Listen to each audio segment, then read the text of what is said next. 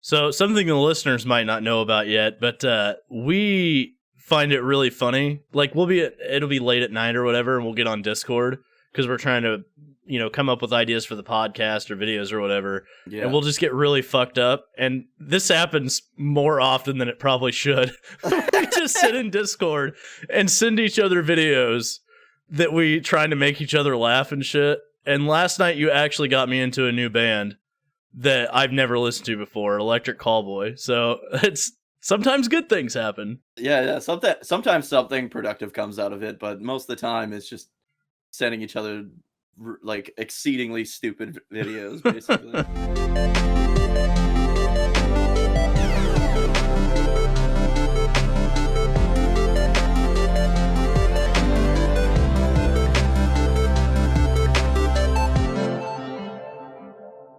What's up, everybody? Welcome back to The Gaming Effect. This is episode 3. I'm your co-host, Alex, aka Soldier First Class.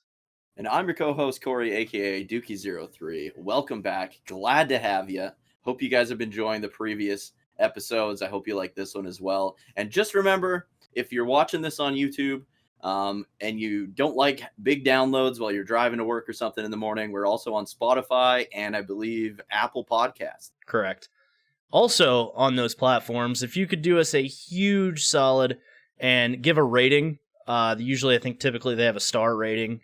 Of course, give us 5 stars because we're awesome and we love you, and you nothing love but us. The best, you guys. The best content for your boys, you know. Yeah.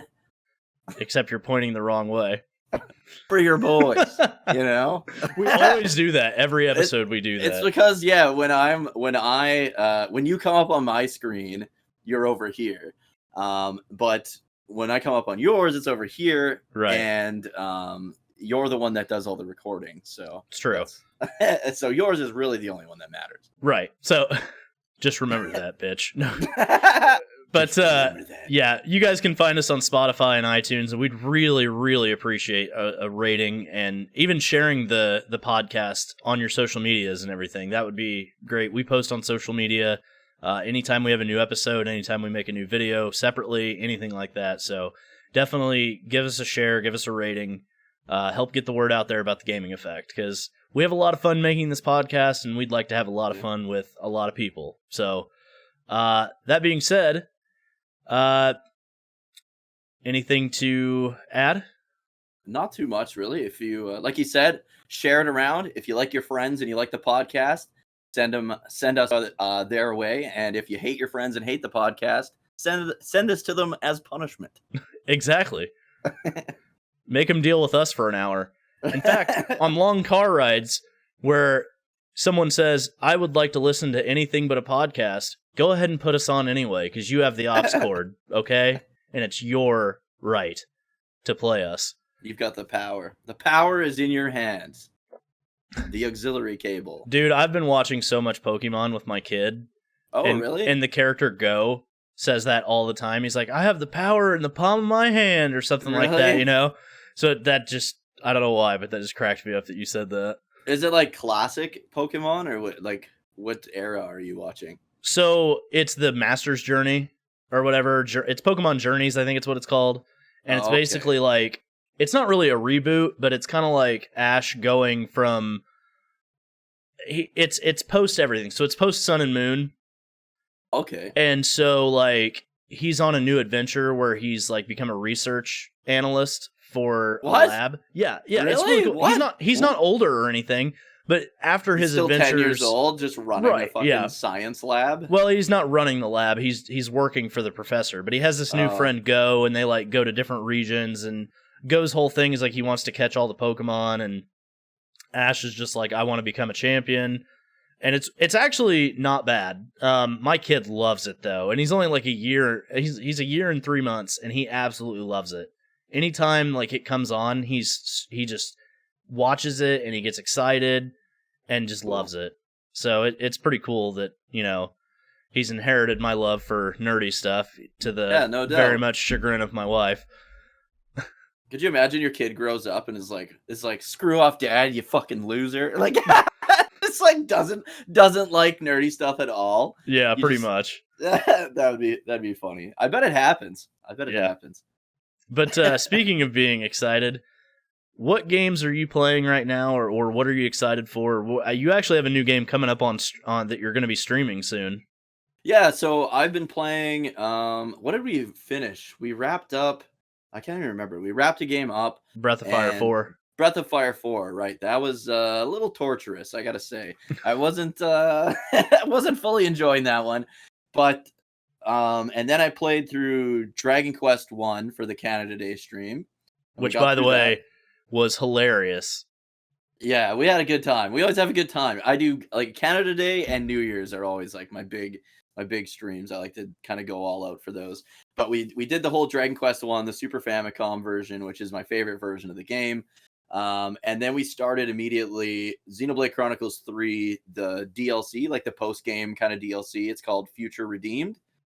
And it's been absolutely blowing my fucking balls off, man. It's been like everything, because the Xenoblade Chronicles 3 it was a good ending, but it was also kind of like a cliffhanger-ish ending. Like, it doesn't need a sequel, but could have a sequel. So me and my buddy Mike, who've been like, he's who got me into the Xenoblade games, and we've been just like, if you go to our like Relax Retro Talk podcast, there's like 4 episodes where we just gush over Xenoblade Chronicles, basically. And anyway, so like I've been loving this series. And after we finished 3, we were like, okay, so that's going to be the setup. They're going to do a 4th game. And we were like both really excited that they're going to do a 4th. And then, yeah, they announced this DLC story, which makes sense because the second game also did DLC story. And I wasn't a big fan of the gameplay so much of the second game's DLC story. So I didn't know what to expect with Xenoblade Chronicles 3's DLC story. But man, has it been good. This is like everything I thought that would maybe be in like a Xenoblade Chronicles 4 has basically been in this. And I think it's going to be good because it's supposed to only be like maybe 25 hours long. And these Xenoblade games are like anywhere from like 60 hours to like 150 hours. So I'm totally cool with it only being 25 hours and just basically grabbing me by the balls and dragging me through, because it's just like one awesome thing after another. Yeah. Like, it's definitely something where if you've only played Xenoblade Chronicles 3, you're not going to really appreciate this all that much at all. Right. This DLC story. But if you've played 1, 2, and then 3, it's like, wow. Like, I don't want to say anything because I don't want to like do spoiler bombs or anything, but it's been so good. So on that, so do you think that like if you were to play Xenoblade 3 as your first Xenoblade game, and then you went to play the DLC, do you think the DLC would still be as good, or do you think that you're getting like, you enjoy it because you have played all of them? I think Xenoblade 3 on its own, Xenoblade 3, if you just played Xenoblade 3, you can still love Xenoblade 3. It would be a fantastic game because pretty much all 3 of them are standalone.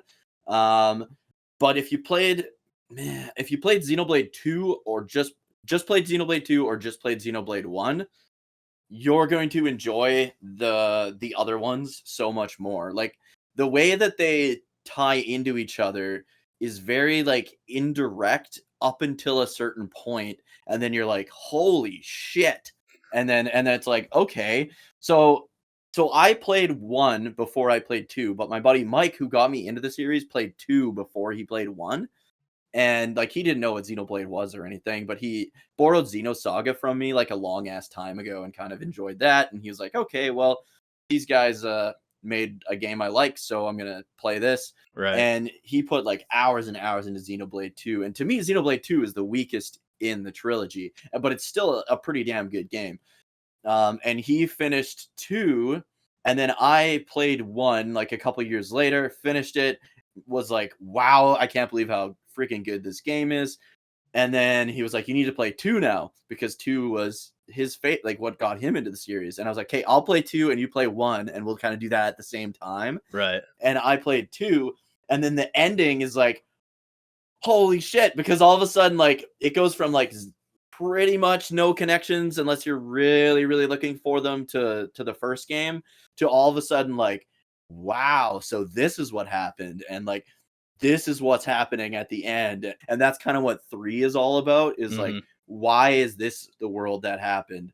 And it basically, there's two sides. There's like basically an eternal war going on, and there's two sides, and they're called like there's two factions, and they each have like their own colonies. And one faction is based on the world from Xenoblade 1, and one faction is based on the world from Xenoblade 2. And they're literally okay. That's kind of cool. Yeah, it is cool. But if you didn't play 1 or 2, it's still an incredible game, the third one. See, that's good, because I know a lot of games that like sometimes games aren't accessible. Like the first game might not be accessible to somebody that easily anyway. And then like you go to play the sequel or something like that, and then it feels like you're kind of lost. But it's kind of nice that you can play them separately and not feel like you're behind. So if you get access to those games, great. If not, that's why I wanted to know about the DLC, because I'm like, if somebody plays through 3 and then they get to the DLC of 3, is it going to be as good to them if they hadn't played the others? But I mean, it sounds like it would be better if you'd played them, but it isn't completely necessary. I would say so. So 3 is definitely better if you've played both 1 and 2. 1 is 1 and 2 are only better if you've played the other one when you get to the end. It doesn't matter what order you play 1, 2, or 3 in, honestly. If you play 3 first, it's going to be if you play 1 or 2, you can play 1 or 2 in any order. If you play 3, though, you're going to want to just go back, because you're going to be like, who are these guys? What's the importance of these guys, maybe? And you'll want to go back, and because it mentions the two worlds quite frequently, right? But it's not that if you don't know exactly what happened in these two worlds, it doesn't affect the game really at all in the third one, right? But if you're curious about those two worlds, go back and play Xenoblade 1 and Xenoblade 2. And the other great thing is all 3 are on the Switch, right? They did the remake of Xenoblade Chronicles 1 on the Switch, which I actually have. A Wii game. I have 1 and 2. And really? I have 1 and 2. I've just never played them. I played 2, but Rex kind of annoyed me. Yeah, so I don't know why. A lot of people don't like Rex, and I don't know why. I think it's just because he's so young. Like, he's super young. It's not even necessarily that. I got, and I know this is a huge thing in RPGs and JRPGs and stuff like that, but I got tired of every 3 seconds Rex was screaming something in battle, and it was the same 3 things over and over again. The whole series is bad for that, but it makes some great memes later on, especially the first game with it's Ryan time. Every time, there's a character named Ryan, and he's your tank, and he's your main character's best friend since childbirth, basically. The battle system's really cool though. I like the battle system, but I always warn people, if you did not like Final Fantasy 12's the way the combat works in that, you might not like Xenoblade 1. See, I love 12, so... Yeah, I love 12 as well. Now, you actually are getting ready to stream one of my favorite games. Yeah, it's one of mine too. And I'm actually super excited to watch your streams for this, because I haven't played it in such a long time. Legend of Legaia. Now, I know that might bring some of you guys, some big nostalgia trip feelings, and some of you may have never even heard of it. Yeah, but Legend of Legaia was really cool for me. It was really unique because it was still turn-based battle system, but you had a control on they had these things called arts, and you would learn these arts by combining different combos, basically. Yeah, button presses. It was it was almost like a 3D fighter that was turn-based, and you would do up, up, down, down. And that would be a tornado kick or something. Or and the cool part is, back before the internet was huge and this game had come out, you had to figure them out yourself. If you wanted to replay the game and you wanted to figure out these abilities, you would just write them down. Write them down. Yeah. Pen and paper, old school, write them down. That way, if you played it again, you would know what the abilities were. And it was so cool because every once in a while you would just hit buttons and come up with this super combo or whatever. Yeah. But if you don't actually create the combo, it just does a punch, punch, kick, kick kind of thing. Yeah, and then you get a finisher at the end if you do a real combo, right? It's a super art or an ultimate art or something like that. Each character has one. I loved that battle system. That was one of my favorite battle systems growing up. And it felt the first time that I'd played a JRPG where I kind of felt like it mixed turn-based and action-based in the same game. But in a good way. But in a I good think way. that's the best way to do it, honestly. Yeah, like, I really enjoyed Yakuza Like a Dragon because it felt like a turn-based game mixed with action. But Legend of Legaia was like the first game where I felt like I watched my actions play out by my button presses in a turn-based style. Yeah. You had way more control, but then you also had the option to like use magic, use items, use summons. Right. Like, you know what I mean? So it was crazy because it was just your physical attacks that you would do these combos with, right?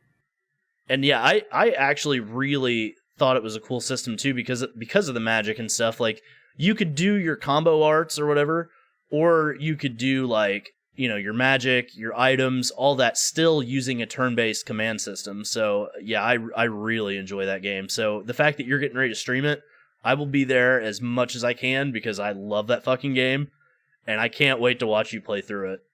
See, and here's the thing. We kind of talked about it a little bit last podcast when we were talking about like demo discs and stuff, because you said, I think you said that when you had the demo of that game and you played it a lot. Not Was that you? No. I had the game back in the day. Oh, okay. I think I actually bought a copy off the internet not too long ago. It's packed away somewhere, but it actually might be on my shelf over there. But no, the game that I played on demo disc, I think, was Final Fantasy VIII. Okay.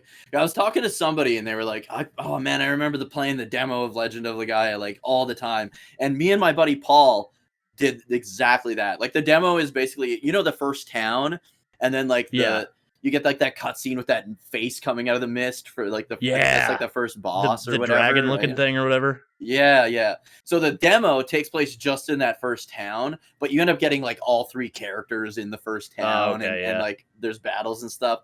But man, me and my buddy Paul played that demo like so many times, and it was like maybe an hour-long demo, and we just played through it over and over. So and when he got that game is kind of hard too. Yeah, oh yeah, it is. You got to grind, and the grind is real in that game, dude. And do you remember the first like mist area you go to with the castle? Yeah, and you have to like flip the switch and turn like the water off or the river off or whatever, so you can cross like the path. Dude, that castle whooped my ass so many times. Because I was like young, I didn't understand like completely grinding RPGs and stuff like that. So it was just funny to me that like you were like, "Oh, I'm gonna play this game." I'm like, I fucking love that game. So, but my friend and I kind of talked about this on my stream I think last night or something. But my friend and I would always we didn't have like a lot of money growing up, right? So we would both have like these games because we had similar taste in games. So we always had like games that we both wanted to play. So we would like alternate who bought which, and then we'd either play through them together. Like, I'd go to his house and he'd play, and we'd take turns playing, and vice versa. Or we would I would play the game I bought, he'd play the game he bought, and then we'd swap them, and then both play. Like, we would do that a lot. See, that's the cool thing about game share on consoles now, is that so I game share with my buddy, and so I bought Street Fighter, and me and him are actually going to play Street Fighter together because he has the game because of me, and like games that he buys, I get too. So it's kind of a cool that they've. So it's kind of like, remember when the PS3 first came out and you'd give them your account and then they could play all the games that. Right, it's exactly it's like the same. That. Yeah, oh, it's okay. PS3, PS4, PS5 can do it. Yeah, I haven't done that in so long, but yeah, I used to do that all the time. Yeah, it's pretty nice. But yeah, so I was really happy to hear that you were going to be playing through Legaia. Now, Legaia 2, I have, but I haven't really played it a whole lot. My buddy played it. So first I want to say I've never finished Legend of Legaia. I've borrowed it, but I've never finished it because I think I was playing it and then I want to say Final Fantasy 9 came out or something, and I hit that hard and never went back. Yeah. So I am excited to actually play through the entire thing for the first time ever. But what did you say right before I said that? Oh, Legaia 2.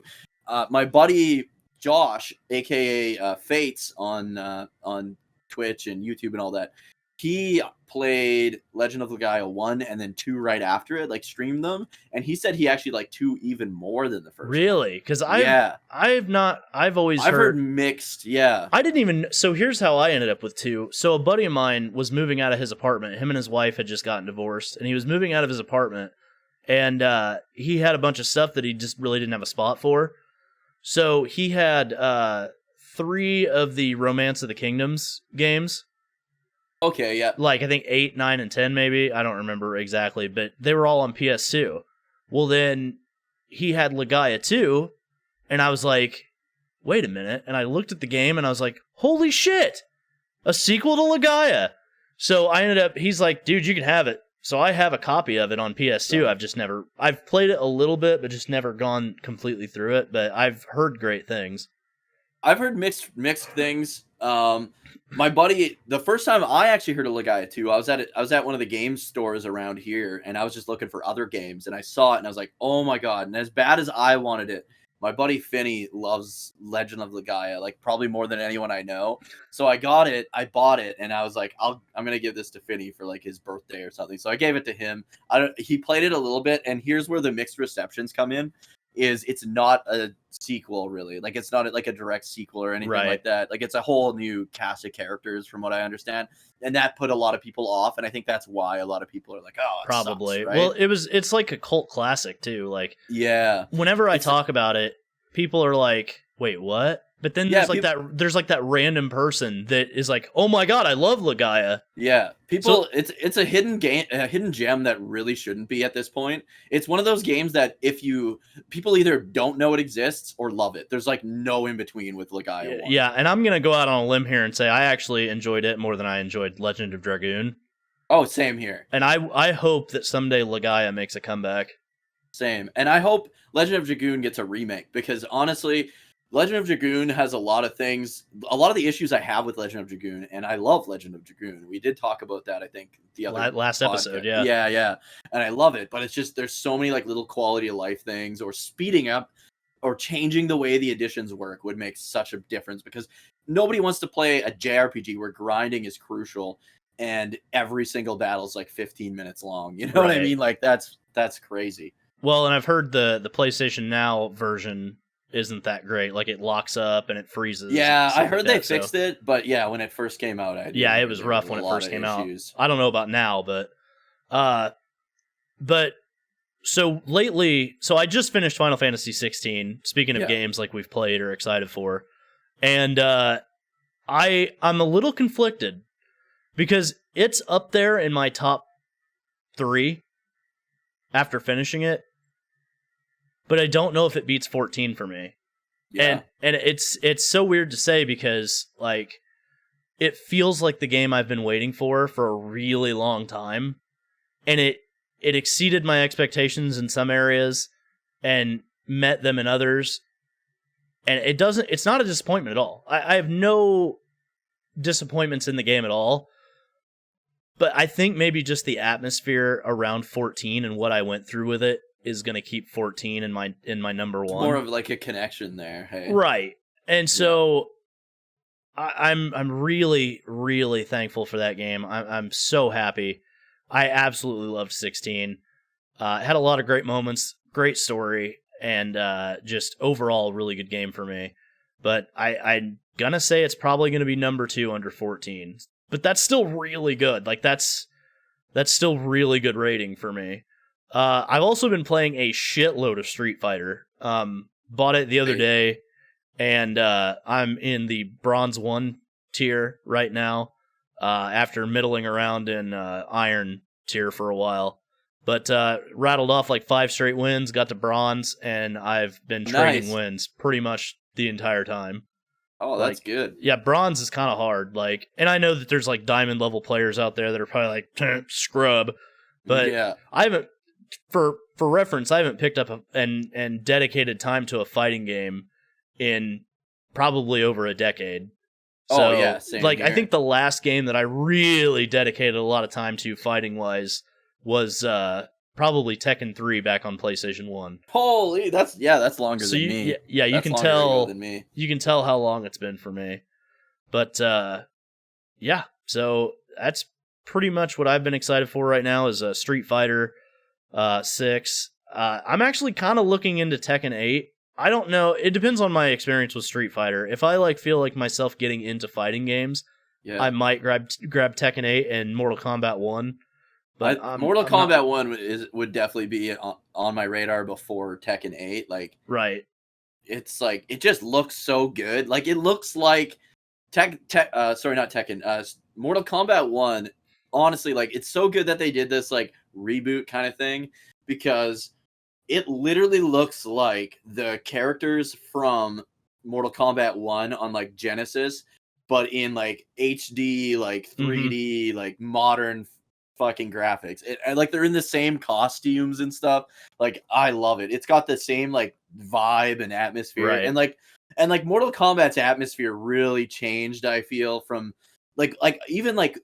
even between 1 and 2, it had like a different kind of atmosphere, right? I felt like Mortal Kombat, the original, has its own kind of feel and vibe to it. Yeah. And then 2 and 3 and like Ultra and all those kind of had their own vibe together. And then once it got like 3D, like, I liked 4. I don't think a lot of people liked 4, but I really liked 4 for some reason.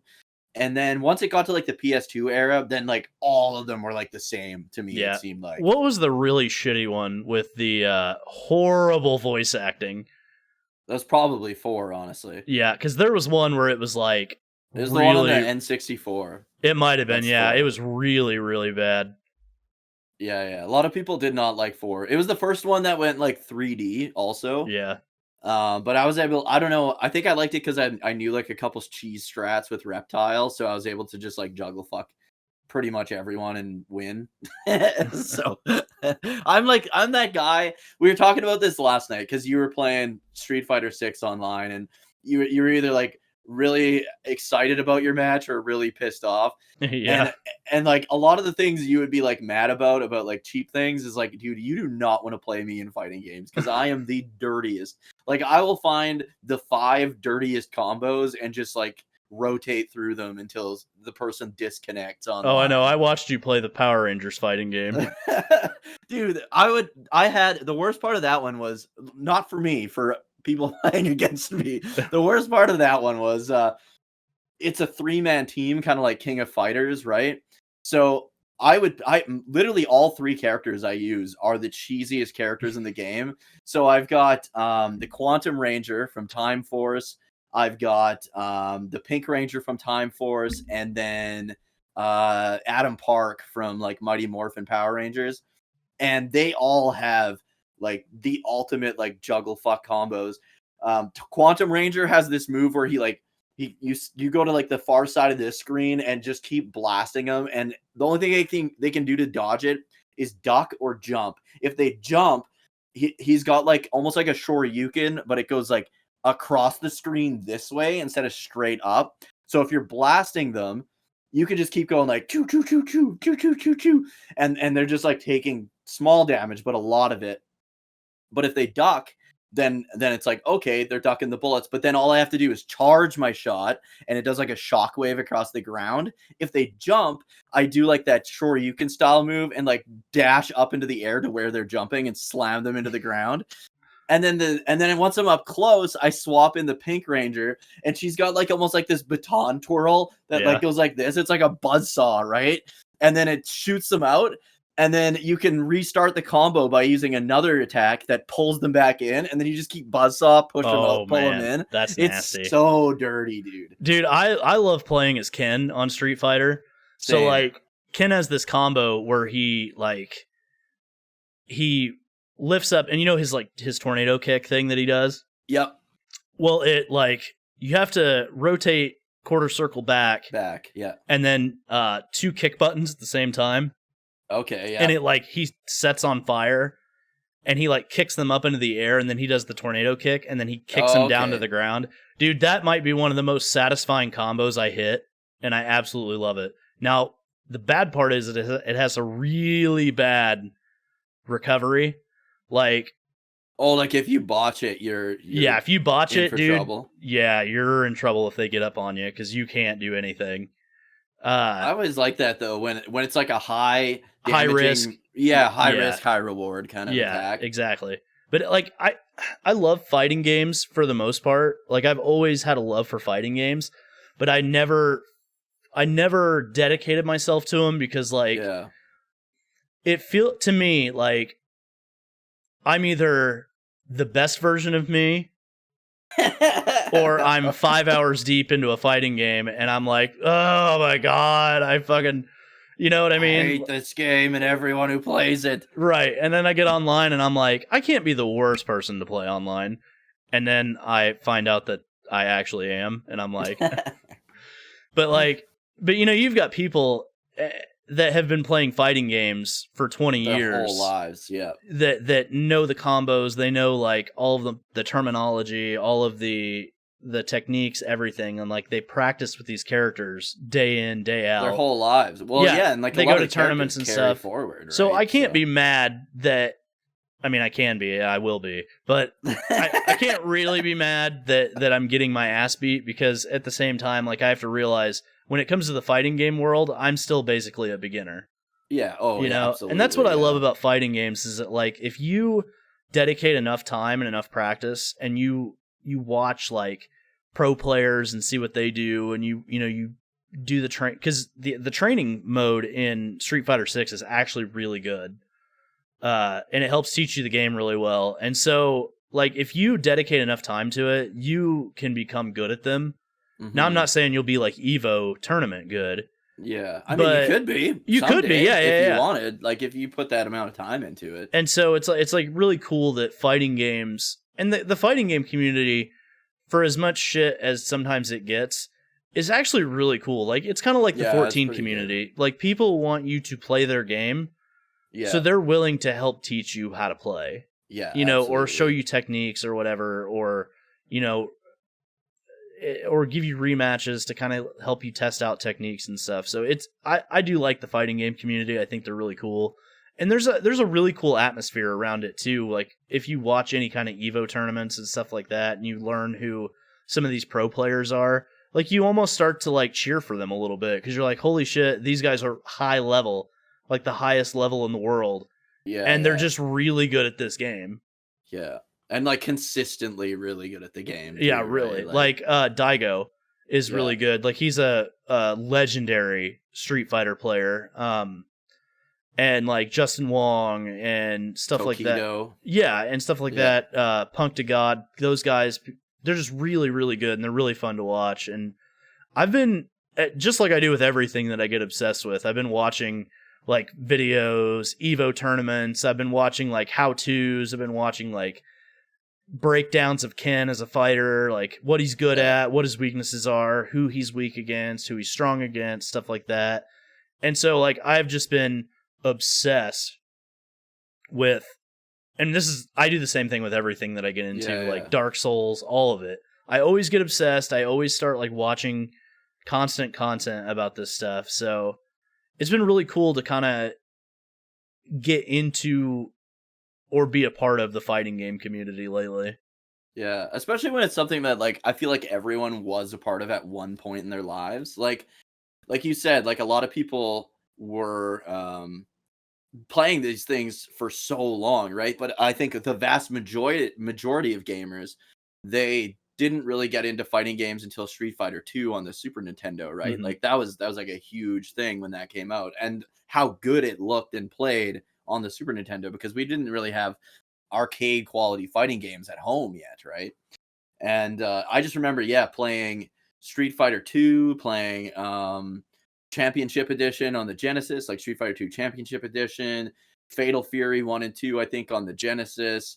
I think it was Fatal Fury Special on the Sega CD. Like, there's so many good fighting games over the years, and to me, it's a genre that I did at one time love, but it's a genre that creates or requires so much dedication that it's hard for me to like, I don't know.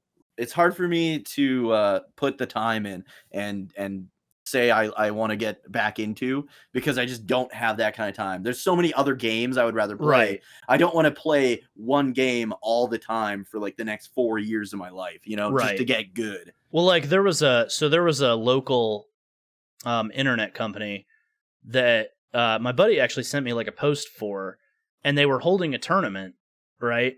And I was like, I'm not going to sign up, but I'm going to look at what is going on. And 4 of the players were like master level fucking Street Fighter players online. And I'm like, I'm really glad I didn't sign up for this tournament because there's no way I would have ever survived against these guys. But I thought like, oh, it's going to be some local guys that just wanted to, whatever. Mm-hmm. Yeah. No, it was like people that are tournament winners. They're like, they've been to Evo, like, yeah. Jeez. So I'm like, and have been playing fighting games for like 15 years. I'm like, yeah, glad I didn't sign up for this. Yeah, I feel like the level of entry for fighting games, if you're playing online, is a little bit higher than any other genre, really. Like, right. And it's just to me, that's just something I can't do, is put all that time into one game. And there was a time when I did. Like, when I used to live in Regina, the city that rhymes with fun. We would have like fighting game tournaments and stuff. We'd call it like the Iron Man tournament, where it was in that, I want to say, the second fighting game boom era, where like Street Fighter 4 came out, Soul Calibur 4, the Mortal Kombat that was just called Mortal Kombat. I think it was like the 8th Mortal Kombat game. I'm not really sure. And what else? There was Tekken, Dark Resurrection, King of Fighter 12, I think, was the one that was out at the time. I really liked King of Fighters. King of Fighters and Fatal Fury are my all-time like favorite fighting game series. Like Fatal Fury Real Bout Specials, probably like, other than crossover fighting games, is my favorite. But Capcom versus SNK 2 is by far my favorite fighting game of all time. Yeah, like, Capcom versus SNK 2 is awesome. I actually still have it. I don't think anything will ever top it. Like, I'm also one of those guys that doesn't like the Marvel versus Capcom games. I like the first one, but the other ones, it's just too chaotic. Like, I don't really like that kind of chaos in my fighting games. You know what I mean? But yeah, when those games were out, like the Street Fighter 4 and all those, what we would do is we would do like tournaments where you had to play everyone, and you had to play in each game, and you got a point for every win. And I remember doing really, really well in Street Fighter 4, really, really well in King of Fighters. I think it was 12 at the time. And then once it comes to like 3D fighters, I'm pretty bad. But I got really good at that Mortal Kombat one, because it was so good. Like, it had like a good story mode. I was playing as Smoke, who's cheesy as fuck, because those are the guys I gravitate to. So I ended up doing really good. I think I won the majority of the tournaments when we would hold them. But the only ones I could never win, I could do half decent at Tekken, because me and you were talking, like, we both play as like Hwoarang or whatever. Yeah. The Taekwondo I love Hwoarang. Because you could just juggle fuck dudes, right, with your kicks and stuff. Eddie too. Yeah, he was dirty. He was cheesy too. I never got good at him though. Yeah, I never got good at him, so I never really played as him. But I know what you mean. And then with Soul Calibur, my only hope in hell was, there's the one ninja chick, and this tells you how much fucking Soul Calibur I play. I don't even know her name. She does like this trip kick, and you can just spam this trip kick. And like, I'm so bad at 3D fighters, so literally all I would do was I would try to sneak into range and trip kick people, because when they would get trip kicked, they would fall funny and off to the side. And Soul Calibur has a ring out, so yeah. I think I won the whole tournament. The whole tournament, I only got 2 wins in Soul Calibur, or not even 2 match wins, not like 2 round wins in Soul Calibur 4, and it was literally ring outs by me trying to trip kick them out of the ring. Plus, Soul Calibur has that Smoke Show Ivy, so. Oh yeah, with the whip sword thing. Yeah, the whip sword, yeah. Yeah. And speaking of like Soul Calibur, it was only like a generation before like Soul Calibur 4 and that, where they started Soul Calibur got really big, right? With like the GameCube, when they did like that whole GameCube, you could play as Link. That exploded Soul Calibur. Well, wasn't it Xbox you could play as Spawn too? Yeah, Xbox was Spawn, and I think PS2 was the guy from Tekken, the hair that goes like this. Oh, Hayachi. Yeah. So I mean, I think 99% of people got the GameCube version, because why wouldn't you want to play as Link Right. in Soul Calibur? I'm not even a Zelda fan, and that was cool. Yeah. And then the fact that, like, I think even right from Soul Calibur 1, because I used to have Soul Calibur 1 on the Dreamcast, and if I remember correctly, you do have like you get different weapons as you like progress through the story mode and stuff. And it was cool because with Link you could use like the fucking the net, like the stupid net thing that he would use. Like you could use like the weirdest weapons and stuff, and they all had like different things that they did and stuff in battle, and I thought that was cool as shit. But that was also the era when they introduced like jiggle physics and shit. Remember that? And then Dead or Alive was like... Yeah, Dead or Alive just took it to like the next level. Like, made it their entire brand, basically. I want to say they took out some of the jiggle physics in the newer Dead or Alives. I mean, you'd have to. People are gonna get like knocked the fuck out. Like it was like literally like they'd be like if I was facing this way and then I turned this way, it'd be like like it was like those titties were like low I'm surprised that they didn't put like an attack with those things. They might have. I don't know. Shit. I never really played Dead or Alive, so no, neither did I. But I did play Dead or Alive beach volleyball one time. God, education purposes. Giant I'm just fan a big service volleyball games. fan. Yeah, you just love volleyball. I just love volleyball. It's the best one at the time, course. You know? Yeah, of course. You know what's good? You ever play Super Volleyball on the NES? No, Super Spike Volleyball? Fuck me, that game's good. It's made by the same guys that did Double Dragon and stuff. And so you can play as Billy and Jimmy as two of the characters if you play as Team Japan. Oh, nice. But that game's super fun too. But yeah, fighting games... they really had like a couple different eras where they were like on top of the world, and I think we might be slowly approaching another era like that with I think Street Fighter too. 6, Mortal Kombat 1, and the new Tekken coming out all like within a year's span. Yeah, I think the invention of modern controls is going to get people really into fighting games here soon. Yeah, because I mean I haven't bought a fighting game in fucking over a decade. Yeah, and I think did I buy Fighters? I don't remember. I own Dragon Ball Fighters, but I don't remember if I bought it. But I didn't play it very much. Yeah, I didn't play it very much either. Yeah, I didn't play it very much either. So I don't remember if I bought that, but other than that game, I think the last fighting game I bought was, probably, it might have been Tekken 3. I'm not sure. Because most of the other fighting games I played, I'd borrowed from somebody or played at a friend's house or something like that. Like we used to hang out and play Soul Calibur all the time on GameCube. Right. Yeah. That's when we would play. That's the only time I would play Soul Calibur back then. Right. But the last, like, so I had like those ones on the Genesis that I kind of mentioned, and then after that, I don't know that I had a single fighting game on the PS1. My friend had, what the fuck was that one on PS1? Not Bushido Blade. That's different. Those are incredible games as well. Oh yeah. But Battle Arena Toshinden or whatever. Oh, okay. He had that, and we played that at his place quite a bit. But after the that era, after like the Genesis. Do you remember? Do you remember Urgies? I remember it existing. I've never played it. Really? So it was basically like a Final Fantasy fighter. Okay. Not in the same style as like Dissidia, but like. Basically, like it reminded me of that shitty Masters of Terras Kasi Star Wars. Oh fighting game. Yeah. I'm trying to remember. Is that basically what it was? Yeah, kinda. I want to say. I almost wonder. I don't remember if it was in the style of Tekken, where it was like a 3D fighter, where you could move around the arena. I don't remember. I think it was, but I don't know for sure. But dude, I remember that Star Wars fighting game. My uncle had it, and I played the shit out of it, even though I was fucking terrible at it. Was it as awful as everyone says it is? Yes, it's bad. Yeah, there's so many games when you're a kid that you just love, but are just fucking awful in hindsight. Well, and it's funny because, like, like I said, like we said last episode, we were talking about how, like, when you're a kid, games quality really isn't that huge of a deal to you. Yeah. Because like you're playing these games that you wouldn't have access to unless like your friends bought them or your parents like randomly decided to buy something for you or whatever. And so like playing shitty fighting games or any kind of game really, it didn't really matter to us. Like we just had a fun game that we liked to play. We got our fun out of it one way or another. We would get our fun out of it. Yeah, and look at how broken, like we, not to reiterate from last episode, but look at how broken the last half of Xenogears is.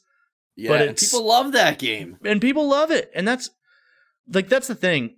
I think today we're almost a little, and it's probably because now that we're older and we have money, like it's our problem to buy games now. Yeah. So that's probably why now we're a little bit more critical. But sometimes I wish I could go back to the days where I just enjoyed a game for what it was. Yeah. But or now finding things. Yeah. Finding things in a game, like me and my buddies do this all the time. Like I play Star Trek Online like religiously since like 2012, and it's there's still things that like we'll do that are like not part of the game, but we'll do because they're fun as shit. So like we'll like, I don't know, we'll do like the dumbest shit. Like I have this octopus character. Like it's not my character, it's like my pet. Like you know how you get pets in like MMOs, and there's like this purple octopus, and he just looks like this super fucking depressed octopus. So I always put him in like these weird scenarios, and like me and my buddies just do like the weirdest shit. Or like there's like this charm that you had got for the last like Halloween event that would turn you into a cat, like a black cat. And so you can, it makes you like run faster. So it is useful in game, like run and jump way faster and higher. But what we would do is because you can go on each other's ships, like you can like board their ship, and like the ships are pretty big. And what we would do is we would, one guy would turn into the cat. Like this is at like fucking 2 a.m. when we're bored out of our minds. And probably a little fucked up.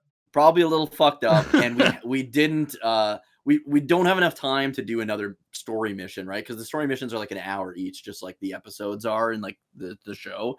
So we would like, one guy turns into the cat, and then we all like ungroup from him, and then he goes and hides somewhere on the ship. We have to find this fucking cat roaming around in the ship. Like we do that, like all that shit all the time. Or we'll like go to the Earth space dock where all the serious people are doing their like ship customization and stuff, and we'll just do like start dry humping on them and stuff and see, and people get mad, man. They'll just like log off, or they'll keep walking away, and then we'll start like cornering them, and then they'll jump to a different server. Like, didn't you have like a rave party or something that nobody was invited to? You just went and just started dancing on people or whatever? Yeah, we would. And then there's like a dance floor in like Earth space dock, and it's like a big disco floor. And there's the one anniversary event allowed you to build like this model rocket, and it's like if it were like real size, like I'm like, say my character is like this big, the rocket is about the same size, maybe like this big, and it's like this big around. So what I would do is I would be dancing or whatever, and my buddy Mike would like lay on the ground, and then there's a thing you can do to show off all your reputation flags, basically, and it looks like a big fireworks shooting out, and then like it scatters all the things.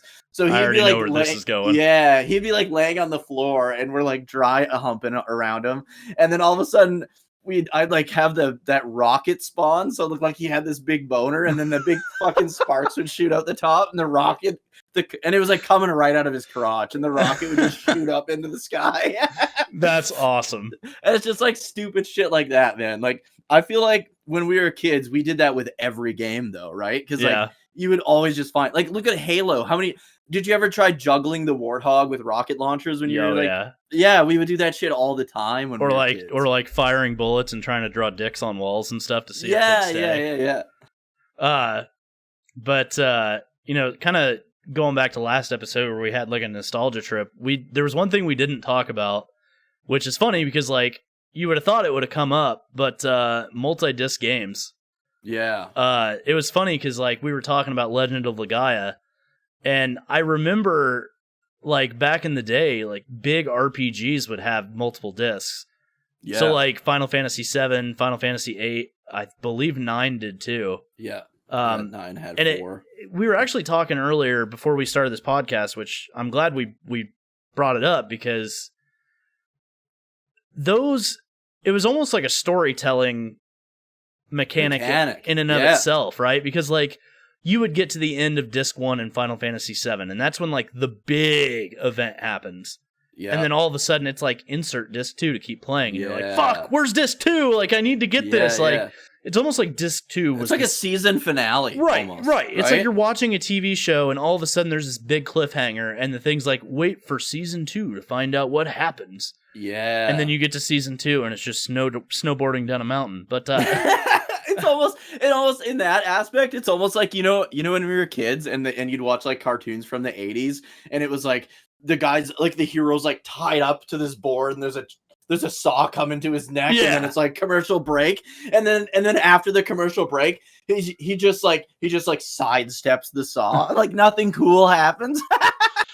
That's kind of what the Final Fantasy VII one reminds me of, dude. And I love it too because like I said, it's like a storytelling mechanic in of itself that you don't get anymore. Like, yeah, there are cliffhangers and stuff. Like, I'm not gonna say there's not, but there's not that like. It's not, the game isn't set up knowing that that's going to be there, so that the writers and directors don't plan the game. They don't account for it around that. Yeah. Right, because and I don't remember how disc 1 of Final Fantasy VIII ends. I think it's on a dream sequence, isn't it? No, that's when you get fucking impaled by the sorceress. Right. Yeah, you get impaled by the sorceress. And in the second disc, you wake up in the prison. That's right. Yeah, so it's like, holy shit, what happened? Like, didn't one of the discs end on a dream sequence? And then when you go into the third disc, I think it might be, you're playing as Laguna at that movie shoot, and they end up having to fight the Red Dragon. So there's one, I don't know that part. I don't remember. I remember that part happening, but I don't remember when it happens. But I do remember there's one disc that ends, and I think it's disc 2, where something maybe it is the start of disc 2. Maybe before you play as the prison sequence, you're Laguna in them. You might maybe be. That's what it is. Because they go to Esthar at some point, and I don't remember if that's later. Yeah, I don't remember where exactly in the storyline that it ends, but. Yeah, it's like... But the Windhill one, I remember too, is either at the beginning or the end of one of the discs. Right. You wake up in Windhill. And then I remember he's like, I don't know where I'm going to wake up. Remember when he like goes to bed that one time? And he's like, I really just don't even know where I'm going to wake up anymore, kind of thing. And well, and it's such a weird thing too, like, going back to Final Fantasy VII, like, the third disc of 7 doesn't really have that much on it. No. But, you know, at the time, obviously, like, it's such a big game that it took up a lot of space.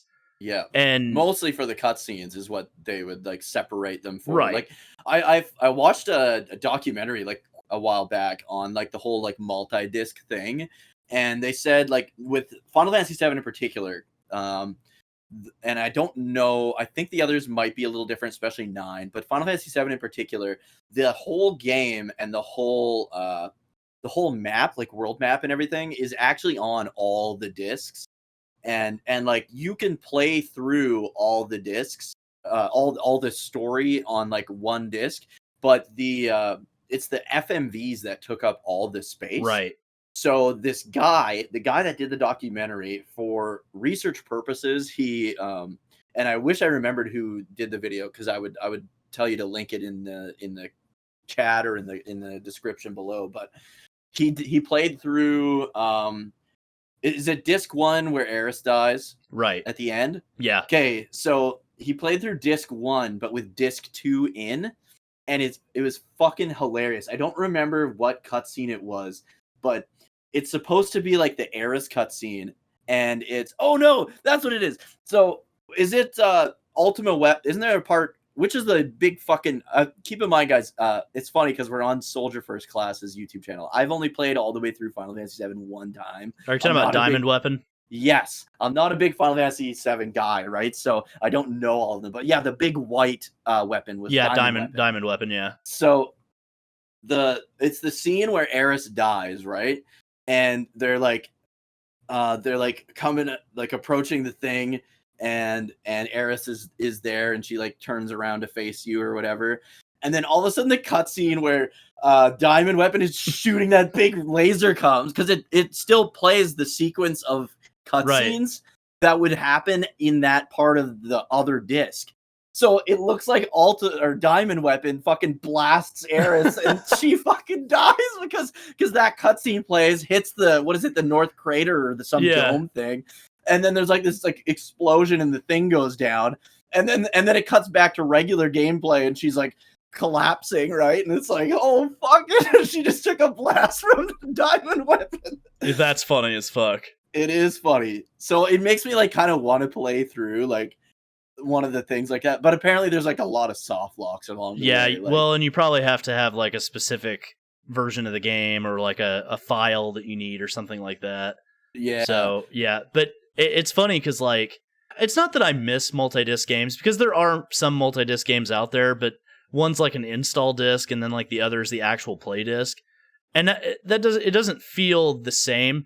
And I'm not saying like we should go back to having multiple discs or anything like that, but it reminds me of like how epic it felt too. Well, yeah, and how companies had to adjust to the technology they had at the time, right? Yeah. Because games had always been on like cartridges. Well, then when they started being on discs, space became an issue because games became much bigger than they had ever been. And that's one of the reasons why 7 ended up on PlayStation instead of Nintendo. Yeah. Because Nintendo went the cartridge route again with the N64, and, you know, Sakaguchi and the Final Fantasy VII team were like, we want this game to be big, and discs just fit this format better.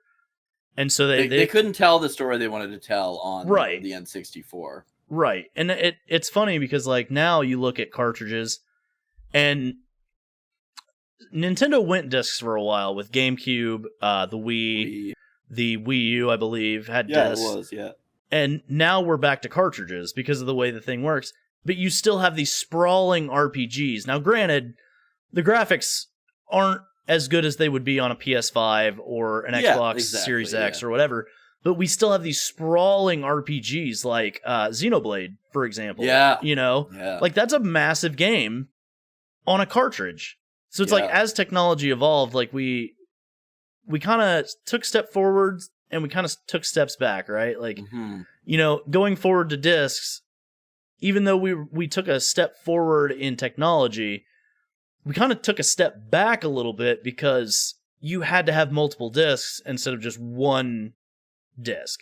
Yeah, one cartridge. Right. So then, like, you know, they still had to find a way to make it work and work smoothly. Right. And then I think that's why, like, during the process, they were like, okay, we're going to have to fit this on multiple discs. We need to have massive climaxes at the end of each of these segments, right? Like, we're segmenting our game, basically, which is something that never happened before. Well, and it hasn't really happened since. Well, and like we said earlier about the plot device thing, like, Eris dying at the end of disc 1. You rush to put that second disc in. You're like, oh my god, I gotta fumble, get this disc in, whatever. But then you look at it and you're like, well, if the game didn't end on that cliffhanger for that first disc, would you have been as excited to put that second disc in? And I think that's why, like, being in multiple discs and having that kind of technology be the way it was almost a smart... it wasn't almost. It was a smart decision to put those cliffhangers where they were. Yeah. Because it's almost like, you know, if you bought a game and you knew it had a sequel, like Mass Effect. Yeah. And it ended and you're like, okay, we have this big cliffhanger, but you have to wait for the sequel. Yeah. Putting it the way it was, you would have that same emotional cliffhanger, but immediately be able to play it. So it was almost more gratifying than it is now to have those multiple disc games. And I think that's a really cool thing that we just don't have anymore. And like I said, I'm not saying we need to go back to that, but it does feel like as technology has advanced, we have lost some of the charm that we used to have with games like this.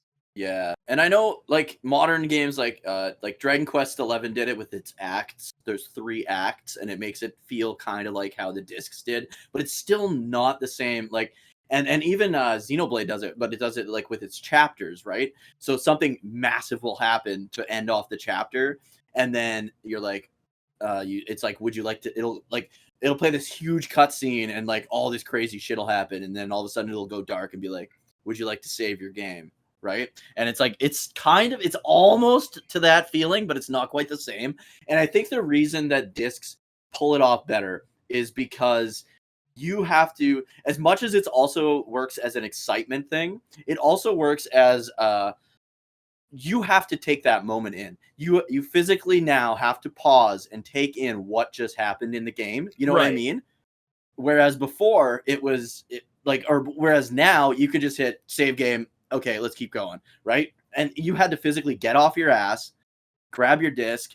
Like sometimes you're like in a rush, right, to flip through your shit to grab the second disc and put it in.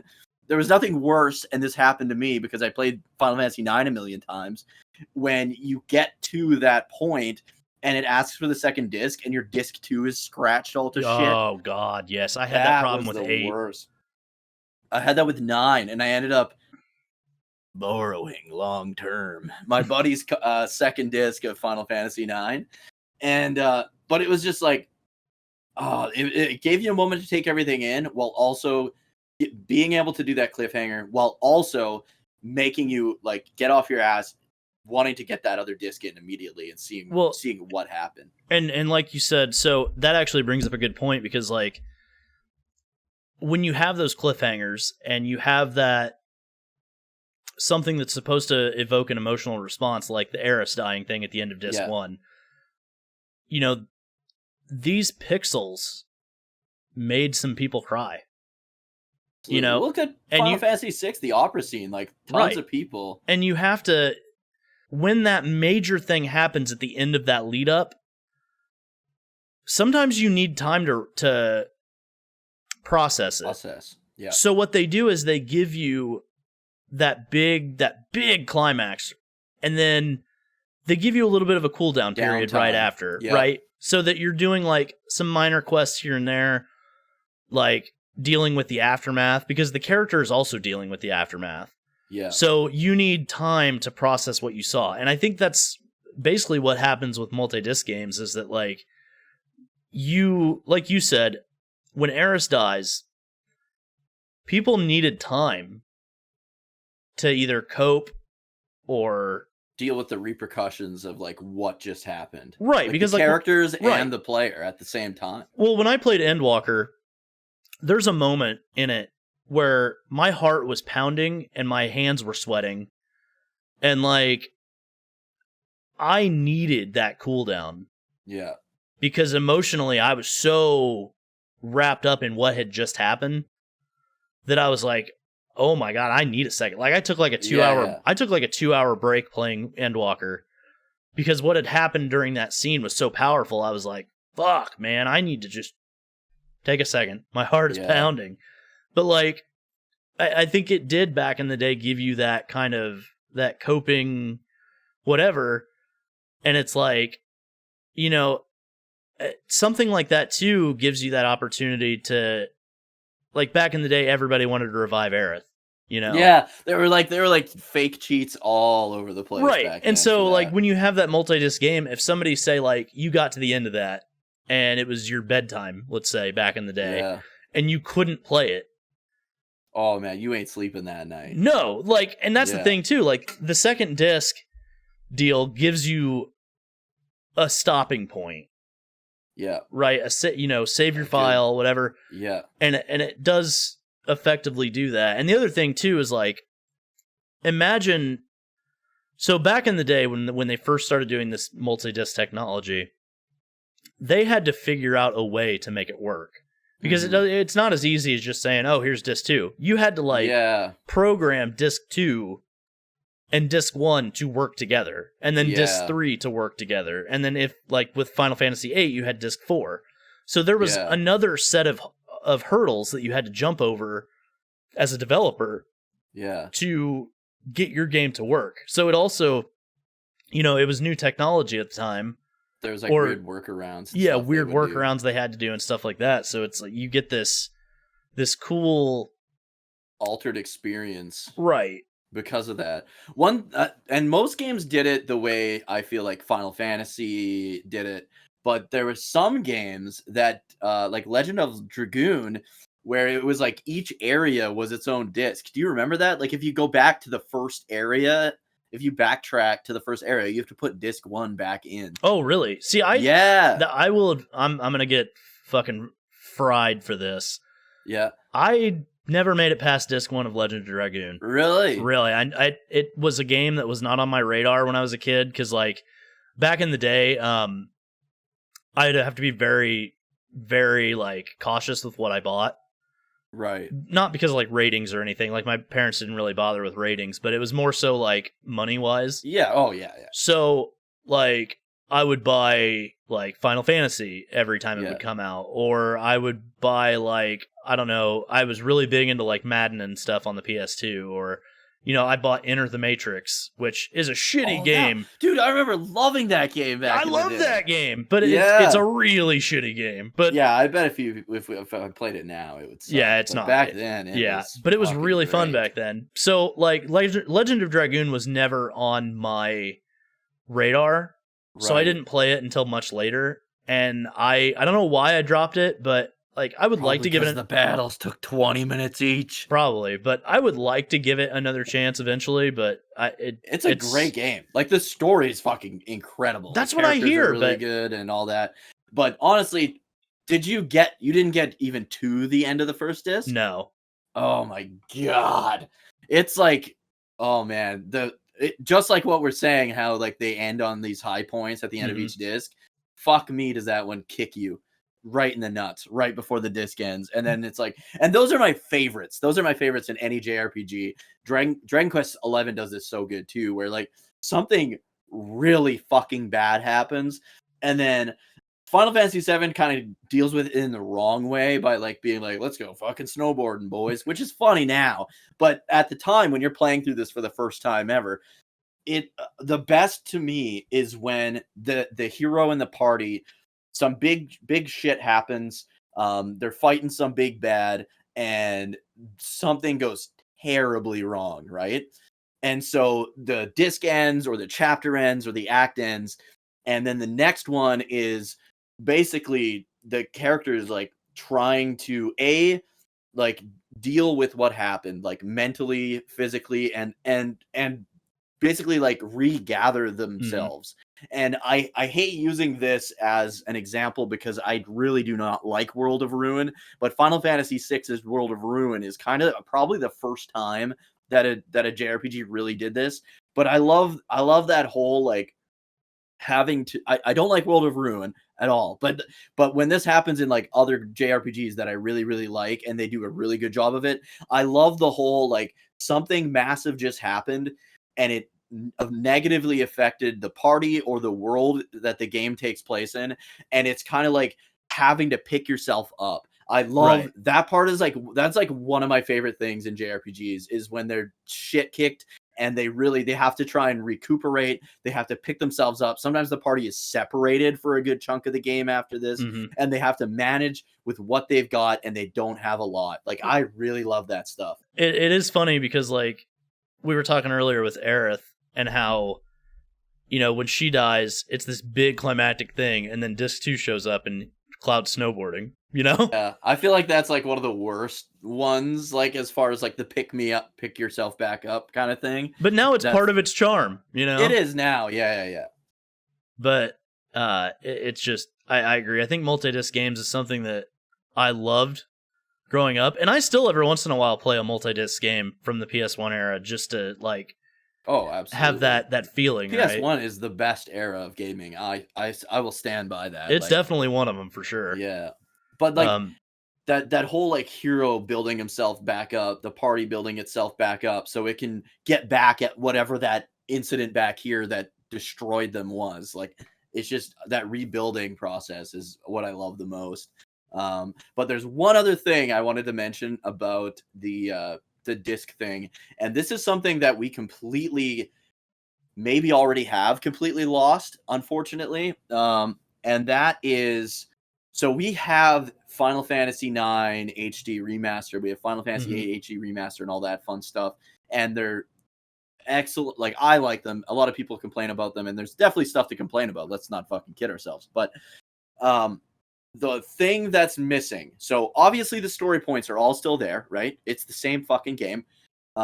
And it's still, I think it asks you to save where the end of the disc would be, right? But you don't have to put the disc in, blah blah blah. But something that is missing in these HD remasters, and might be lost to time if something isn't done in maybe the next time they remaster them or whatever, is they always had this like cool artwork at the end of the disc. Like I remember Final Fantasy VIII's are probably the most memorable. Like you have like, because you see the world of Final Fantasy VIII and you see like the garden, like the school and stuff, but you don't really see the classrooms in the highest of detail. But there's like that one in between where it looks like they've got like their classroom desk, and they've got like almost like a Discman on the desk, and it kind of gives you that feel of like what it would be like to actually be in the like go to school there, you know what I mean? Like there's all those little segue artwork things that are not in the HD remasters that I really wish they would have found a way to work them in there. Yeah, and there's a lot of times like it could have been like a save screen, you know what I mean? Like, yeah, hey, here's the artwork, you know, save screen. But like, yeah, that's true. There's a lot of charm, I feel like, that we lose out on as technology advances, because like these big budget games, they're all like, you know, people are trying to turn games into like Hollywood cinema almost. And you do sometimes it's a good thing, and then sometimes it's a detriment. Like games take themselves too seriously now, I feel. Yeah, sometimes it's a great thing, and then other times it's like, I kind of wish the charm was still there, you know? Like, and I'm not saying that makes or breaks these games at all, but it does feel like sometimes as we get older, things, I'm starting to sound like my fucking parents, but like as we get older, things change, and like it starts to become more robotic or more copy and paste or whatever, and it just feels like we lose some of that charm the more technology advances and they don't have to do workarounds for certain things. Like, obviously and I think a lot of that charm came from having to work around technical limitations, right? Right, because like Chrono Trigger, for example, how do you show emotion on pixel-based characters? Yeah, you just change their sprite, I guess. You change their sprite to have like big eyes, or like, you know, they're just like like they just like stick their arms out and stuff. So like they have to work around these technological I love that shit. problems, and so you do lose kind of the charm of them. And the other thing too is like, I really think that the PS1 started the era, like the multi-disc era, but it also started the, how do I want to put this? Real was more important than... Realism in graphics. It's more important than the charm and the fun of it started the kind of like, I think... taking itself too seriously. Yeah, like Final Fantasy VIII at the time that it came out was one of the greatest looking games. Oh, absolutely. Of all time, at that point, right? Yeah. And so it kind of led Square towards... like Final Fantasy IX kind of went back to its roots a bit, and then you had 10, which was like fully 3D in a you could walk around space, you know, stuff like that. There was no like pre-rendered backgrounds, or there might have been a few, but you lose the artistic charm too when you go a little bit more realistic. And you don't have to. That's the thing. You don't have to. Like Xenoblade has a lot of that, like, goofy charm. Some of it's cringe. I don't like it when it's like that fucking anime cringe thing that a lot of JRPGs do nowadays. But some of it, like, it'll still have like that goofy shit where like it's not afraid to make fun of itself, or the characters are like, they'll have like this one quirk. But like, I think the pinnacle of all of that was really Final Fantasy V. Like, there's so much like joking around that anytime that somebody would say a game has a pacing issue, in Final Fantasy V, instead of having a pacing issue, it's completely blanket. Like the curtain of like charm is pulled over it instead, where it's like, oh my god, Ferris has tits. Like, you know what I mean? Like, they're like, holy shit, I just went into the room and I saw something funny on Ferris. Like, all this like weird, like quirky shit that they put in Final Fantasy V covers up a lot of what would be like dead time, right, in the game. Right. And I feel like that's like the pinnacle of like just hilarious, like charming stuff in like gaming. Because after that, and then I think the last one that had it was Final Fantasy VII. Final Fantasy VII had a ton of stuff like that. Yeah, a lot of charm. And I think that's why it's become so beloved over the years, is because of that charm. Yeah. You know, like even though there are very serious moments, and Dunkey did a video on Final Fantasy VII Remake, and it made sense the way he put it. He said Final Fantasy VII Original is a charming game with serious moments, and Final Fantasy VII Remake is a serious game with charming moments. And so it makes sense to me that like the more we tiptoe towards realism, the less charming something becomes. But there are ways to make it charming, like through voice acting, through artistic expression, even right? Even mini games, weird, funny little mini games that play well and are fun to play but are kind of funny. Like I always just love when like the hero is doing something that like the legendary hero should not fucking have any right to be doing, right? Like Dragon Quest 3, there's like a board game, but you, the player, are standing on a board and playing the board game. Like you're saving the world from fucking Baramos, but you're actually taking some time out of your day to play a board game. Or like one of my personal favorites is Triple Triad, and and Squall the whole time like hates people, doesn't want to be around people, but you're forcing him to go play Triple Triad with everybody. Has no problem approaching anyone to play cards, but it generally hates people all around other than that. Yeah, it's pretty funny that they put stuff like that where they force the main character into positions that they don't want to be in. And it's funny because we keep talking about Dragon Quest, and I'm not a Dragon Quest fan. We all know that. I've talked about it multiple times with you. I've talked about it with people online. I'm not the biggest Dragon Quest guy, but hearing you talk about it and your passion for it, it cracks me up because like I get in these weird like fear of missing out things. Yeah. Where like, I bought Elden Ring because I had fear of missing out because everybody was like, oh, this is such a great game, or it's going to be a great game or whatever. So I bought it at launch, hated Soulsborne games forever, played it, loved it. Now I've beaten all the Soulsborne games and I've platinumed Bloodborne, right? So I had this fear of missing out with Street Fighter, and now I'm playing it, absolutely love it. It's made me want to maybe play more fighting games. You keep talking about fucking Dragon Quest and how if you reach 700 followers on Twitch, you're going to play Dragon Quest X with the English translation patch. Yeah. And so I'm sitting here the other day and I'm like, hey, if you get Dragon Quest X figured out, I'll play it with you, like. Yeah.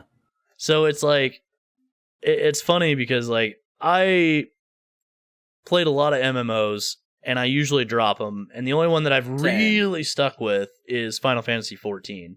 Well, Yoshi P did Dragon Quest X. And so I kind of want to give it a shot because I've heard, you've said it was good and stuff like that. It's really good. So I think we need to get Dookie up to 700 followers on Twitch so that we can play Dragon Quest X together. I think we're only 20 away now. I'm at 680, I think I hit today. So. Nice. The thing I love about Dragon Quest X is it still plays exactly like a Dragon Quest game. Like, you're moving your characters around. That's the only thing different. And it matters. And that's the only thing that's different. You still have to select attack from a menu. You still select your spells from a menu and a list of spells. Like, you're playing a turn-based JRPG that happens to be an MMO. And that's what I love so much about it. And the story is told exactly like a Dragon Quest game. And I think the big reason a lot of Final Fantasy fans struggle with going to Dragon Quest, and a lot of reasons why Dragon Quest fans struggle going to Final Fantasy is two reasons. The first one is with Dragon Quest, the main character is you, right? Like nobody's gonna be like, wow, that main character was the greatest main character ever, because he's you. He's a silent protagonist. He's meant to represent you being basically either reincarnated or carrying a bloodline forward. and that's kind of always what the hero is. Starting from 3 until the end of all of them, like all of them do this, it's a series of small stories around each town, each community, and you have to help them overcome some big problem, be it like bosses terrorizing their farms, or there's a plague going on and you got to get to the bottom of it, or whatever. They're always tiny, tiny stories that all are segmented and great standalone on their own. And people in Japan refer to Dragon Quest as reading a bedtime story before bed, and that's kind of what the vibe the series kind of like portrays. a fairy tale almost. Yeah. And so you've got all these multiple stories, and they begin to layer and tie into one another. And so whereas Final Fantasy is really like, here's the end, here is the bad guy, here's what's happening, and almost everything in Final Fantasy is putting you in that direction straight there. Whereas Dragon Quest is more like going kind of town by town, solving the problems of all these smaller problems, which gives you some information on, wow, like there's this asshole that did this horrible thing.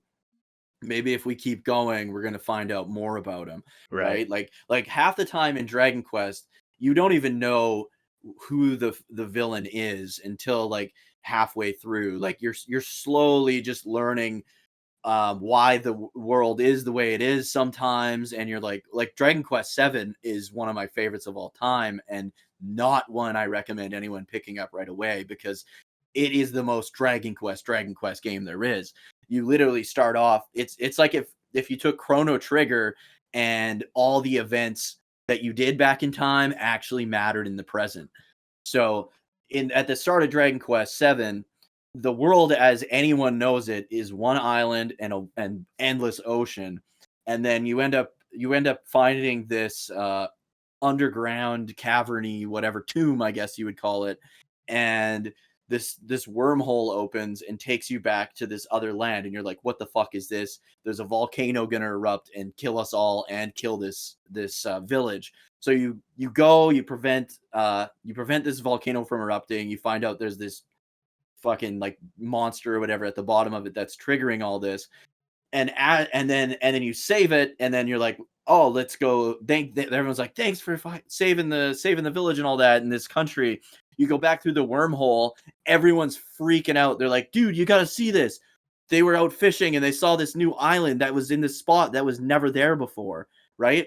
So, and then as you progress the story, you find out, kind of like how it's almost like if in Final Fantasy VI, if it started at World of Ruin, and you found out that this evil fucking creature wiped out everything but this one island. And so you go, as you slowly learn more and more about why, and that's like a spoiler kind of telling that, but as you keep doing it, you're like, what the hell? Like, why did all these countries cease to exist? Why are they all gone? And you slowly like learn why. You slowly bring them all back, and then they start like intermixing with each other. And like, man, I love Dragon Quest because it's so many different stories that all build into one great fucking story. So 16 kind of does something like story arc wise like that, where kind of the first maybe 10-15 hours you don't know who the villain is. Yeah. And then it comes to a point where you start to realize that somebody is orchestrating all these things behind the scenes. Yeah. And then you get to the point where you know the villain, and you have to figure out a way to stop them, but you don't know quite how.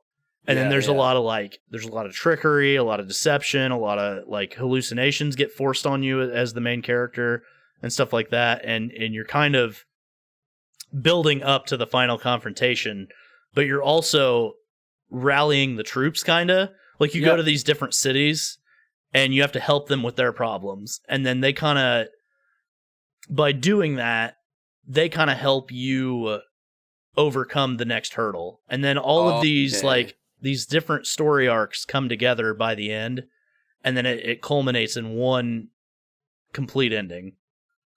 See, that's why I think I'll really like the story of 16, because Yoshi P originally worked with like Dragon Quest and stuff, did he not? Like, yeah, he's the guy that did Dragon Quest X. Yeah.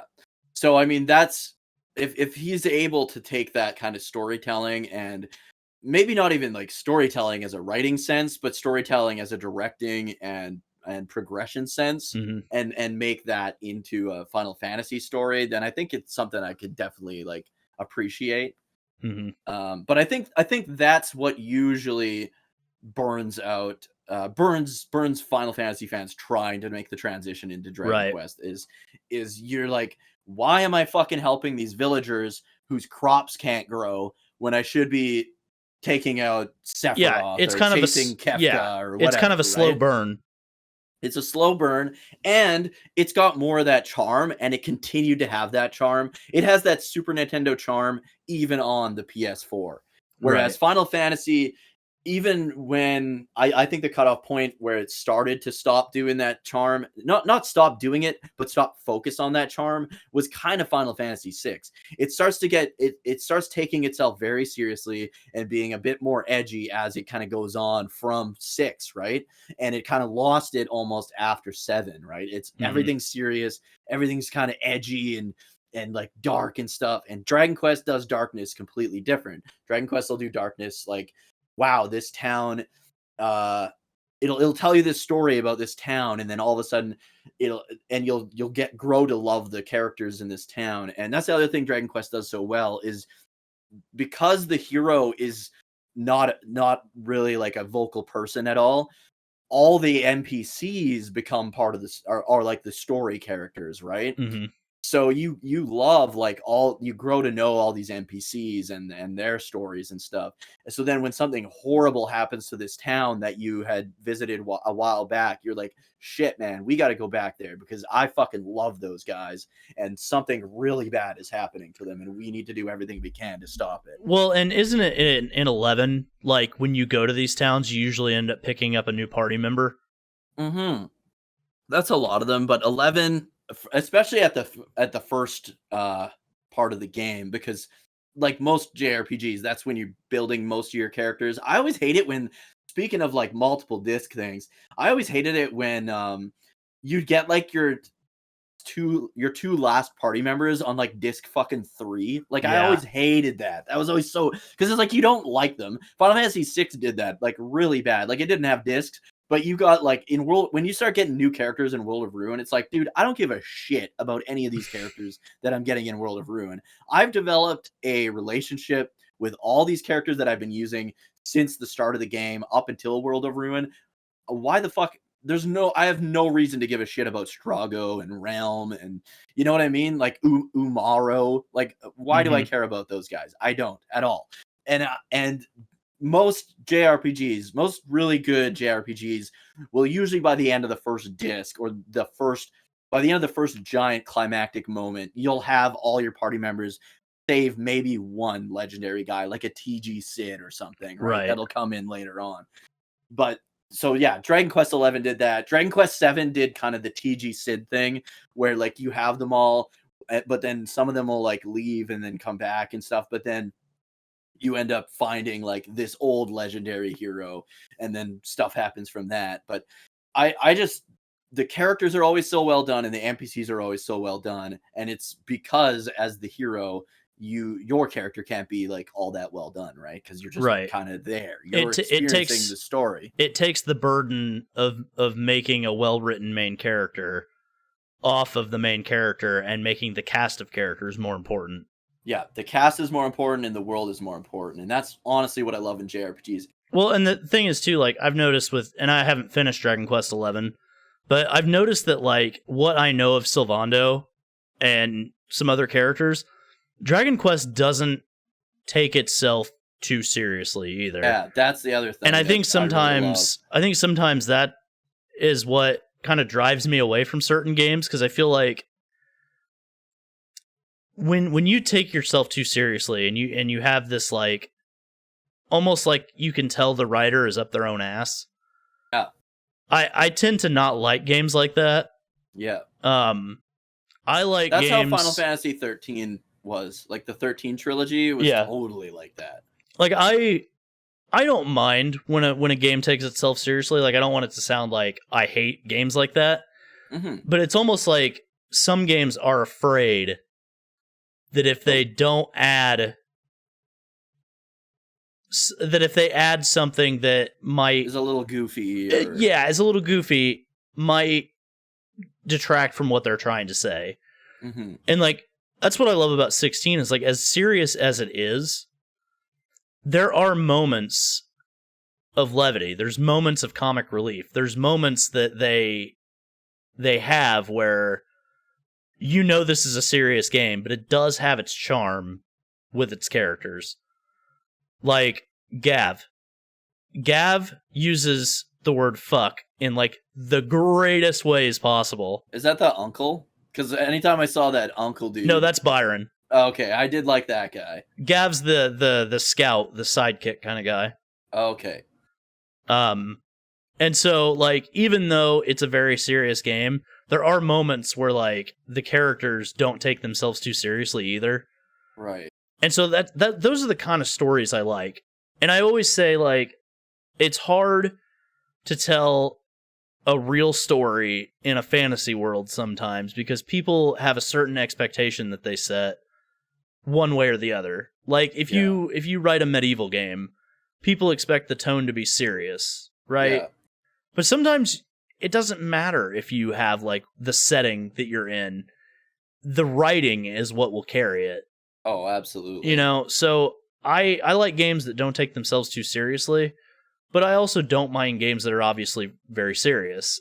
Yeah. You know, so it feels like Dragon Quest, from what I know of it, from what I have played of the Dragon Quest games, is they have serious moments, but at the same time, like, you have your Sylvandos, who is an awesome character.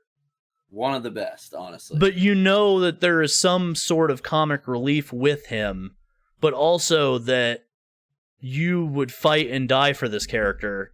Yeah. Because they're a good character. Yeah. And I think the importance of the thing that needs to be said about like Dragon Quest characters is not even so much that you would die for them, but every single one of them would die for you. And right. that's like why they're with you. Like you'll go from town to town and not pick up a new character every town, but the characters that stick with you, they stick with you knowing full well that you are going to fight whatever's causing the problems. You're doing that, and they know that you, as the hero or the luminary or whatever you're called in that game, you're the chosen one. They need to put their life on the line to protect you, and a lot of times they do. You know what's funny? I think for as many prisons as there are in Final Fantasy games, none of them are good. No, they're all fucking terrible. You're always stuck there until you get through it, and if you're underleveled, so be it, bitch. The D District prison in 8 was fucking awful. That's the worst one. It is the worst one. The only redeeming quality of that fucking thing is watching Squall get tortured and Irvine falling into her lap on accident, or like falling into her ass or something. Yeah, when he's like he falls down the stairs. Yeah, he falls down the stairs. Notice we found a way to put Final Fantasy 8 in here. And the Moombas. I appreciate like the Moombas and stuff. They need to bring Moombas back. They should have brought Moombas back in 16. Yeah, I agree that they should bring Moombas back at some point. Yeah.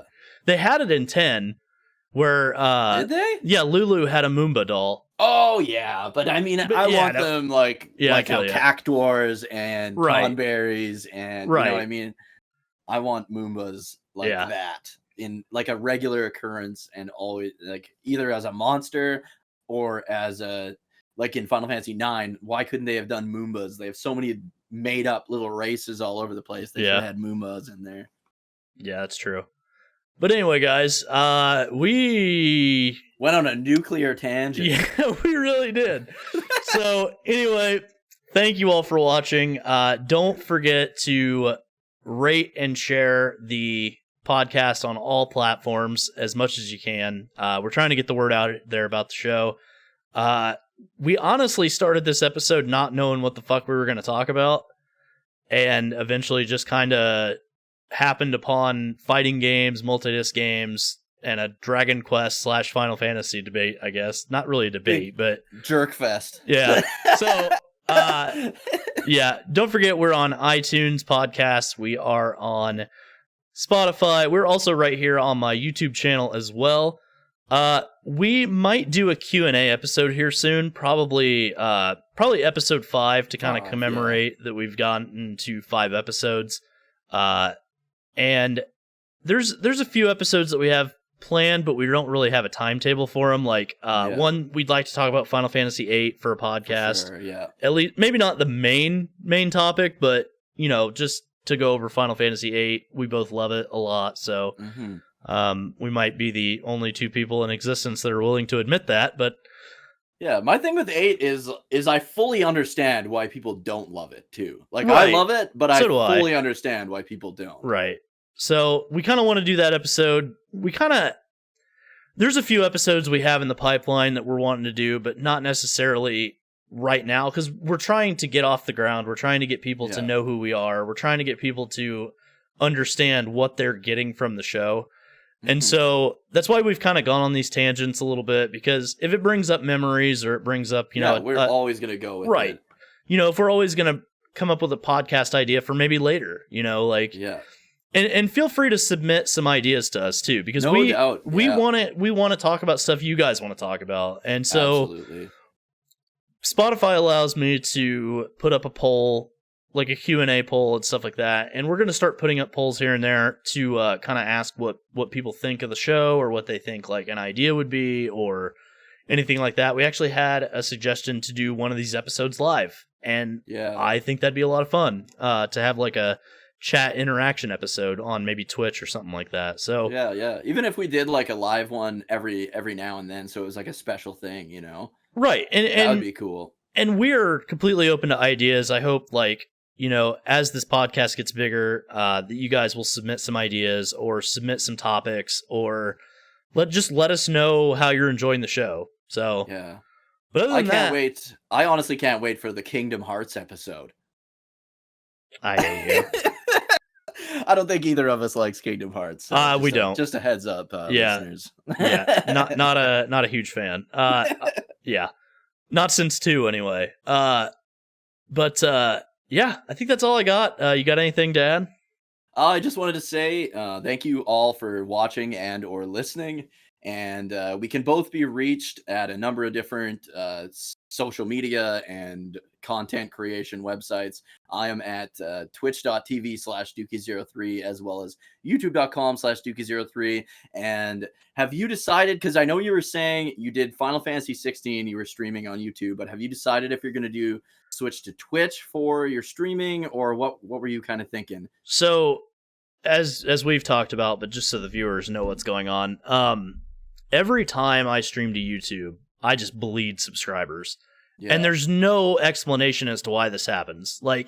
So I stream... You even had people that are known to you personally that were no longer subscribed. Yeah. Didn't unsubscribe, but were no longer subscribed. Right. And they would come into the stream and be like, hey, I'm unsubscribed. I don't know what happened, but I'm subscribing again.